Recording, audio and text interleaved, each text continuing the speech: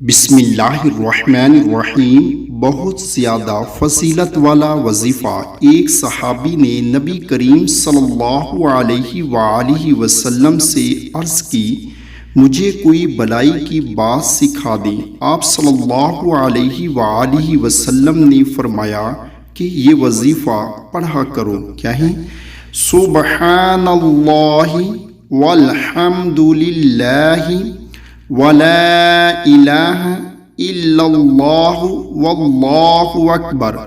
اس نے عرض کی، اے اللہ کے رسول صلی اللہ علیہ وآلہ وسلم، یہ تو اللہ کے لیے ہیں، میرے لیے کیا ہے؟ آپ صلی اللہ علیہ وآلہ وسلم نے فرمایا، جب تو کہے گا سبحان اللہ الحمد للہ لا الہ الا اللہ اللہ اکبر، اللہ تعالیٰ فرمائے گا تو نے سچ کہا۔ اور جب تو کہے گا اللہم اغفر لی، اے اللہ مجھے معاف کر دے، اللہم ارحمنی، اے اللہ مجھ پر رحم فرما، اللہم ارزقنی، اے اللہ مجھے رزق عطا فرما، اللہ تعالیٰ فرمائے گا میں نے یہ سب کچھ تجھے عطا کر دیا۔ سبحان اللہ۔